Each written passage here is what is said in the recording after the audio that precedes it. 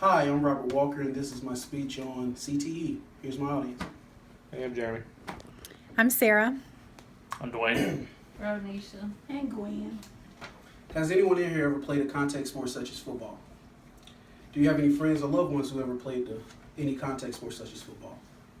What if I told you that just by participating in these sports, you risk developing chronic traumatic encephalopathy, also known as CTE? The Concussion Legacy Foundation defines CTE as a progressive degenerate disease of the brain found in athletes, military veterans, and other individuals with a history of repetitive brain trauma. Let me tell you a story about a young man named Billy. Billy was a local high school football star. He was also a linebacker on that team. He was known for his bone-crushing hard hits and was an enforcer for the defense. Billy would at times develop concussions as a result of his hard play. Billy never really thought that these concussions were very serious at all and just brushed it by. 15 years later, Billy's wife can be seen describing him as very irritable, having memory loss, and with severe depression. Unfortunately, Billy is suffering from CTE. I think everyone here likely knows someone who has played football and been in the military at some point in time, or played any other contact sports that left them with severe repetitive head injuries. As an individual who played football and many other contact sports growing up, I feel this topic hits close to home. Though I personally did not suffer any concussions, I have friends who did. As more information about CTE comes out, I've been more interested in learning about the effects those who suffer from it, about the effects on those who suffer from it. One of the larger researchers of CTE is the Boston University School of Medicine. They collaborate with many other researchers to capitalize on the knowledge that is available regarding CTE. The research at Boston University has shown that symptoms of CTE generally do not present until years later, or even decades, after the person has experienced trauma to the brain. This explains why Billy in my story later showed symptoms. Today I'm going to talk to you about 3 factors of CTE.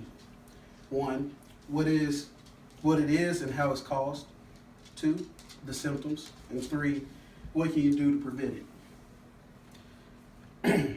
Dr. McKee, a physician and a researcher at the VA Boston healthcare system, collaborated with Boston University and other researchers to define CTE as a progressive topathy that occurs as a consequence of repetitive mild traumatic brain injury, such as concussions. According to the article by Dr. Robert Stern in the American Academy of Physical Medicine and Rehabilitation, an estimated 1.6 to 3.8 million sports and recreation-related concussions occur in the USA each year.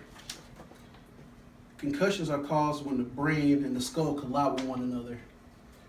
This causes damage to the tissue around the brain. The injuries to the tissue can ultimately end up causing a variety of physical, psychological, and cognitive symptoms. Some of these symptoms include fatigue, dizziness, headache, light and noise sensitivity, mental fogginess, depression, irritability, and impairments of executive functioning and concentration. Many people who have recently experienced a concussion or head trauma wonder if they have CTE. Most likely these are just the symptoms of their concussion, and this can go away in time. According to the BU CET Center, there isn't much to do if you think you have CTE. Though many of the individual's symptoms such as depression can be treated through medication.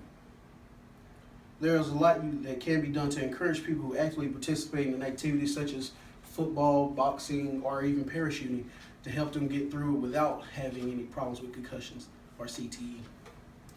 These precautions might include making sure that people wear up-to-date equipment while playing, changing the rules of the game to ensure less head hits, or working to ensure that equipment such as their helmets are up-to-date and safe. Certain organizations like the USA Football are making steps to help make football safer. They promise to prepare coaches with the knowledge and skills that they need to make sports better and safer. One of the organizations is Hands Up Football.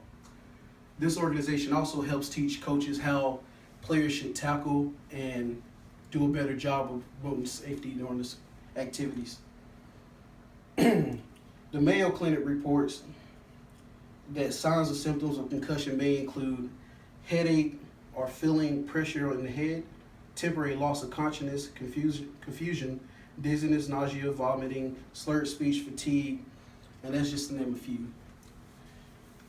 In conclusion, I stress the importance of CTE prevention because there's only one way to diagnose CTE, and that's after death, through a post-mortem neuropathological analysis. Please step up, be aware, get in your community, make sure that you know what's going on with your football teams and different sports. Be a difference.